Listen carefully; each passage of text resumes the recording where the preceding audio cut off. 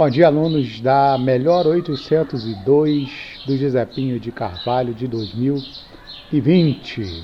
Vamos para mais uma aula de Geografia. Vocês são felizardos, né? As turmas do 7º ano não tem livro de Geografia e tem padecido aí com excesso de cópias. Vocês que estão participando das aulas online, felizmente tem o livro, então fica mais prático para a gente. No momento a gente não tem ainda a disponibilidade de mais recursos, mas como a gente começou há pouco tempo e os discursos disponíveis são esses que a gente vai utilizar. Eu peço para que vocês acompanhem aí comigo no livro de vocês, na página 110, a continuidade do capítulo 7 do livro, onde nós estamos tratando um pouco sobre o continente americano, suas características naturais, algumas das suas características culturais, e agora a gente vai falar um pouco em relação à questão das moradias e as áreas de risco presentes no continente americano, que vamos lembrar que a gente viu lá na primeira aula, né, sobre características naturais do relevo do continente americano. Ele é marcado pela presença das mais variadas formas de relevo, né, planície, planalto, depressões, mas as áreas de planalto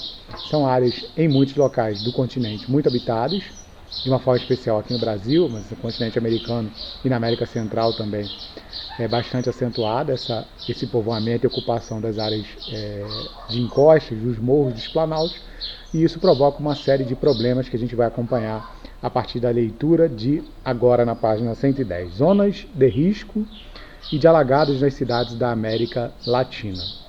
Os problemas sociais da América Latina também podem ser observados nas grandes cidades, onde cerca de 1/3 da população vive em zonas de alto risco. Enquanto algumas áreas sofrem com períodos de forte estiagem, outras sofrem ocasionalmente com furacões e fortes ventos e tempestades. O excesso de chuvas na porção sudeste do Brasil, por exemplo, provoca inundações, enchentes e alagamento nas maiores cidades do país. Como essas cidades são marcadas pela forte segregação socioespacial, tal situação se agrava, uma vez que as classes sociais mais vulneráveis são obrigadas a ocupar os espaços urbanos mais desfavorecidos e de alto risco, por estarem situados em porções de relevo íngremes ou próximos dos rios e córregos. Dessa forma, essa população está frequentemente sujeita aos perigos das fortes chuvas, como alagamentos, enxurradas e deslizamentos. Aí a gente tem duas imagens, uma de um deslizamento lá em Recife, no Pernambuco, e outra de alagamento no bairro de Assunção, no Paraguai. É só deixar claro o seguinte: quando o livro traz essas informações de que os mais pobres, os mais vulneráveis, estão mais suscetíveis aos fenômenos naturais, né? As chuvas, principalmente nesse caso específico de enchentes e deslizamentos, isso é um fato, porque por falta de recursos acabam ocupando as áreas inabitadas, muitas vezes são invasões de áreas pertencentes ao Estado, terras que não possuem, entre aspas, um dono visível, e aí você ocupa esses espaços, mas como você não dispõe dos recursos necessários para construir em lugares íngremes, em lugares muito inclinados, como esse morro que está aqui atrás de mim, né? Você acaba não construindo da forma adequada, não levando ali as condições de segurança necessárias, e quando vem uma chuva mais forte, você deixou o solo exposto, que você precisou de cavar para poder fazer sua edificação, e as edificações acabam vindo abaixo nos deslizamentos, que é um processo que acaba acontecendo. Não sei se vocês já viram ou ouviram falar da tragédia que aconteceu em Friburgo alguns anos atrás, e que esses deslizamentos acontecendo de forma natural até no meio das florestas. Só que no meio das florestas não habita ninguém, então os impactos nessas áreas são muito menores, enquanto nas áreas mais habitadas esses impactos são maiores. Vocês vão perceber que vai passar aqui o carro do Serra Cap, o cara está falando alto, eu vou deixar de propósito, talvez eu pause se o som ficar insuportável, só para a gente perceber que como é uma luta poder gravar essas aulas, né? No caso lá do Paraguai, o Paraguai, dependendo da cidade, aqui em Assunção, né? Mas o Paraguai fica próximo à planície pantaneira, né? No Paraguai eles chamam de planície do Chaco, del Chaco que eles chamam, né? Por isso existe lá um estádio, molecada que é do futebol, né? O estádio mais conhecido no Paraguai é o Defensores del Chaco, que fica em Assunção porque a cidade de Assunção está próxima a essa planície pantaneira, e quando chove não há para onde a água escoar, porque é uma área de planície, então essa área fica inundada por muito tempo e acaba afetando pessoas ricas e pobres. O Paraguai já é um país pobre, e quando há esse período de cheia dos rios e inundação na planície pantaneira, você acaba afetando a todos. E também quero deixar claro que dependendo da área, pessoas ricas serão afetadas também. Então, fenômenos naturais eles vão impactar a sociedade de uma maneira geral. É óbvio que as pessoas mais vulneráveis, mais pobres, sofrerão mais. Continue então comigo aí abaixo das figuras. As populações que vivem nas cidades ao longo dos rios da região amazônica também sofrem durante as épocas que as fortes chuvas provocam cheias extremas da rede hidrográfica. As populações ribeirinhas das principais cidades enfrentam, além do alagamento e inundação das casas, a poluição dos rios e o risco de contrair doenças devido à falta de esgoto sanitário nesses locais. Outras cidades da América Latina estão em áreas de risco, sujeitas aos eventos relacionados à movimentação das placas tectônicas, entre os quais terremotos e tsunamis. A população de cidades como Santiago, no Chile, Lima, no Peru e Cidade do México, no México, eventualmente sofre com os danos provocados por esses fenômenos naturais. Rapidamente falando da fotografia, a população ribeirinha da floresta amazônica, vale lembrar que se você observar aí, várias madeiras, né, são as chamadas palafitas. As casas são construídas de forma que no período de cheias dos rios as águas não adentrem nas casas, porque as casas flutuam, elas sobem e descem como se elas estivessem ancoradas nessas madeiras. Então você acaba preservando a vida das pessoas mesmo quando há as cheias. Cristiano, por que as pessoas habitam essas áreas? Infelizmente também é uma questão, eu não vou dizer nem infelizmente, né, mas os povos ribeirinhos tradicionais da floresta amazônica são seculares. Há muito tempo que eles ocupam as margens dos rios, porque é o lugar mais fácil para você encontrar alimento por conta da pesca, é o lugar mais fácil para você navegar. Você entra no barco e pode ir para povoados ou cidades rio abaixo ou rio acima. Então já há culturalmente esse hábito, e aqui o impacto acaba sendo relativamente menor, porque as pessoas que constroem as palafitas não têm esse problema, porque a casa acaba flutuando. Os impactos são maiores nas cidades que são próximas às margens dos rios, ou como estão numa área de planície, acaba acontecendo o mesmo que ocorre no Paraguai, né? As áreas de planície de inundação, quando chega o período de cheia dos rios da floresta amazônica, os rios transbordam e acabam inundando várias cidades. Isso não é típico só de áreas pobres. Se você olhar nos Estados Unidos, isso acontece, em países da Ásia isso acontece. Não é uma propriedade específica de pessoas pobres, mas em decorrência de fenômenos da natureza e do ser humano. Pode deixar que esse alarme não é do final da aula não, ainda estamos no meio da história, né? É do carro do vizinho. Mas enfim, todos estão sujeitos a esses fenômenos naturais na medida em que você ocupa espaços em que a natureza pode provocar algum tipo de problema, como acontece, por exemplo, onde há terremotos, né? E por conta de terremotos no meio do oceano, os tsunamis. Os tsunamis vão atingir pessoas pobres ou ricas, os ricos do Japão, os pobres do Peru vão sofrer porque o impacto é muito intenso, e se você ocupa as áreas próximas ao litoral, você vai acabar sofrendo com essa consequência da natureza. Aqui no continente americano, quem acaba sofrendo mais são as pessoas que habitam aqui o lado do Pacífico. No Brasil a gente não tem esse problema de tsunami. E também lá na América do Norte, os problemas relacionados a furacões e tudo mais, que a gente não vai tratar aqui agora. Eu quero que a gente vá para a página 111 e vai ficar uma delícia gravar esse vídeo com esse som aqui no meu ouvido. Graças a Deus o vizinho me ouviu, tá vendo? E desligou. Vamos lá, recursos naturais. O território americano é rico em recursos naturais, que são explorados de várias maneiras. A formação geológica do continente propicia a exploração de recursos minerais. A presença de 2 oceanos que banham a costa leste e oeste do continente favorece a atividade pesqueira. A extensa rede hidrográfica, ou seja, o maior número de rios, facilita a obtenção de energia elétrica. Os diversos tipos de clima e de solo e as variadas formas de relevo contribuem para a prática da agropecuária. A biodiversidade das formações vegetais da América também é aproveitada pelas indústrias, como as de medicamentos e cosméticos, no desenvolvimento de vários produtos. As jazidas minerais e de combustíveis fósseis exploradas na América encontram-se espalhadas pelo continente em uma área costeira com importantes zonas pesqueiras. Na América anglo-saxônica, a presença de jazidas, principalmente de petróleo, carvão, ferro, urânio e gás natural, associada à disponibilidade de capitais, possibilitou o desenvolvimento de uma grande e diversificada quantidade de indústrias. Estados Unidos e Canadá empregam modernas técnicas para extração de minérios. Nesses países, as leis ambientais controlam a produção das empresas por meio de fiscalização rigorosa e aplicação de multas aos infratores de leis ambientais.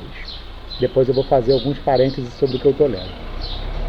Para escapar desse tipo de fiscalização e obter mais lucro, várias empresas mineradoras da América anglo-saxônica migraram para a América Latina, onde encontram grande quantidade de recursos naturais, leis mais brandas contra a exploração predatória e mão de obra barata.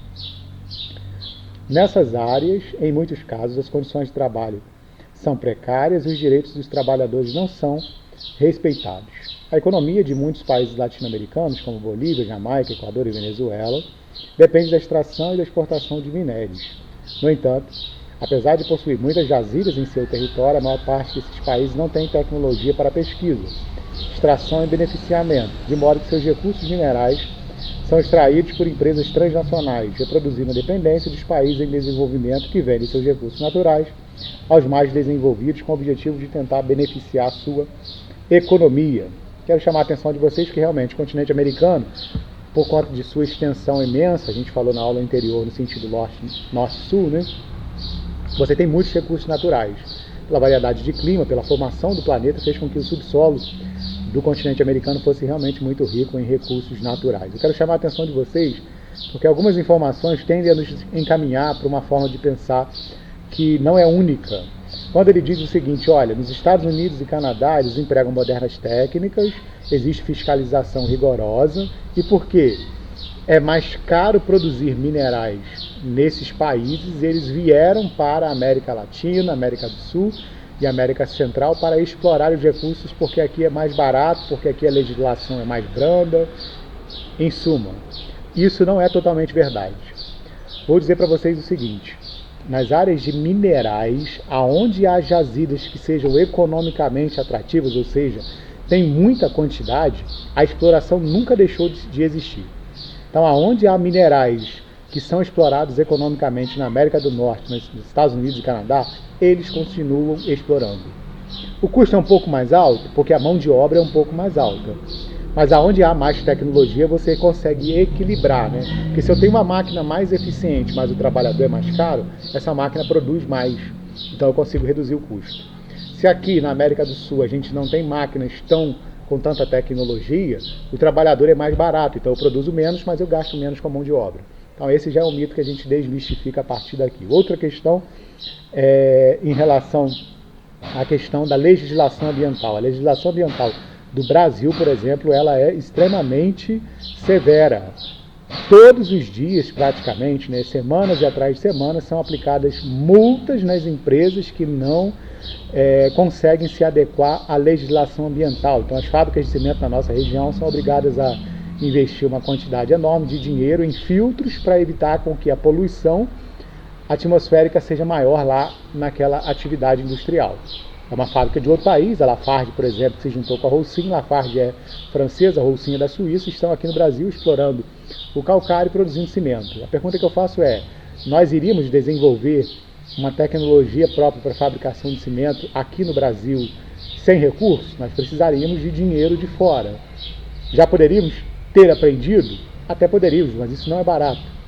E tudo aquilo que a gente tem que compartilhar como custo, todos nós temos que pagar. Então, se algum empresário em algum momento teve a visão de investir para poder produzir o cimento, que é uma matéria-prima importantíssima para a fabricação das edificações e das construções, a gente não pode ficar apontando somente o dedo para a ferida e dizer que eles são exploradores dos nossos recursos naturais. Eles exploram, mas também deixam aqui benefícios.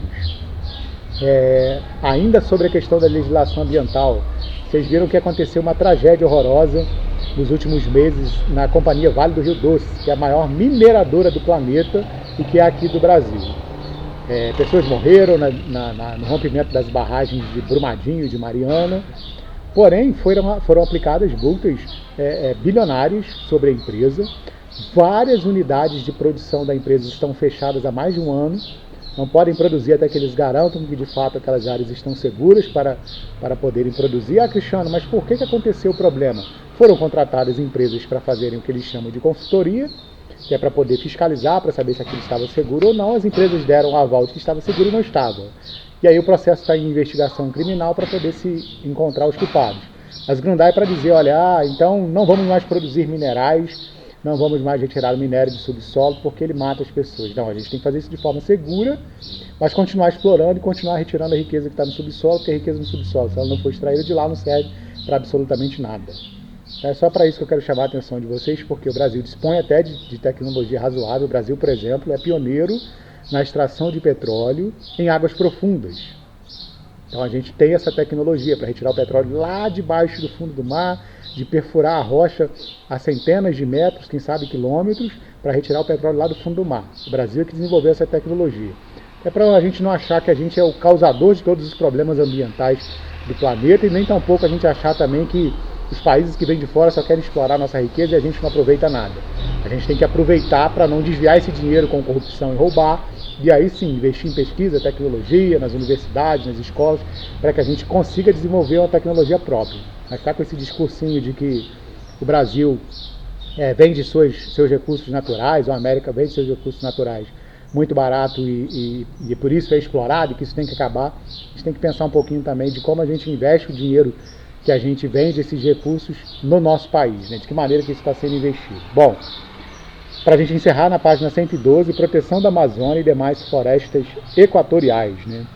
A Amazônia, a maior floresta equatorial do planeta, apresenta enorme biodiversidade e cobre uma área de quase 6 milhões de quilômetros quadrados, que abrange diversos países. No entanto, a proteção da vegetação dessa imensa área contra as atividades ilegais, como a mineração e a extração de madeira, é um verdadeiro desafio. O combate ao desmatamento deve ser realizado de forma integrada. Além do monitoramento das áreas desmatadas, utilizando sensores em satélites, aviões, equipamentos de rastreio e grupos de vigilância, o governo brasileiro investiu em instrumentos que servem para demarcar áreas destinadas à proteção integral, unidades de conservação e terras indígenas, e estimula práticas sustentáveis que valorizam a floresta, como o extrativismo vegetal realizado por comunidades tradicionais. Mesmo com diversas políticas públicas de combate ao desmatamento, o Brasil está entre os países que mais perdem área de floresta nativa. E a gente tem aí no planisfério, né, as áreas de floresta nativa sendo perdidas ao longo do período de 1990 e 2015. Alunos do 8º ano, vocês são jovens, mas vocês são muito inteligentes e tem muita informação à disposição de vocês na internet. Você sabe por que os países da América do Norte, estamos falando da América, né, estão em verdinho ali? Porque eles perdem muito menos hectares por ano de floresta, porque eles já desmataram as florestas deles durante as primeiras e segunda revoluções industriais. Há 2, 3 séculos eles já praticamente devastaram as florestas deles. Por isso que eles aparecem atualmente como países que derrubam menos, porque já não tem mais nada para derrubar. Ah, Cristiano, você então é a favor do desmatamento? Não, eu sou a favor do uso dos recursos naturais de forma sustentável. Se for para utilizar o recurso natural de forma sustentável, imagina comigo, alunos inteligentes, o minério de ferro está lá debaixo da floresta, um pedaço, uma área da floresta. A única forma de explorar esse minério de ferro é retirando a floresta. O que é uso sustentável? Aonde não tem floresta, não tem recurso natural, eu planto, retiro mudas da floresta natural e planto lá, e utilizo o recurso que está ali debaixo da terra, daquele minério que está ali, e retiro para exploração. Que ele chamou ali de exploração mineral sem atividade mineradora, tem alto impacto ambiental. Mas ela pode compensar. A fábrica de cimento Lafarge, acabei de dar um exemplo, uma área em que ela não mais explora a mina de calcário, simplesmente quando acabou a exploração ela foi lá e reflorestou, está lá, uma mata, em cima do lugar onde ela explorou durante mais de 20 anos. Ponto final. A gente precisa utilizar esse recurso, não deixar debaixo da terra lá. A gente vai deixar o recurso debaixo da terra e não sai para nada. É isso que eu quero que vocês pensem. Então o Brasil entra, de fato, nesse processo de desmatamento, porque a gente ainda é um país em desenvolvimento, ainda é um país que depende de exportar muita matéria-prima, muita commodity, e por conta disso é que a gente ainda explora muito, e é óbvio. A gente ainda tem muitas queimadas ilegais, a gente ainda tem avanço ilegal sobre a floresta amazônica para queimada e ampliação das áreas de pastagens para criar gado, mas a gente não pode achar que o Brasil é o vilão do planeta, o grande queimador de floresta. A Europa, a Ásia e a América do Norte já destruíram suas florestas há bastante tempo. Desculpa o vídeo hoje um pouco mais longo, mas era necessário. Obviamente vou pedir para vocês fazerem as questões 1, 2 e 3 da página 112. Grande abraço, alunos, fiquem com Deus.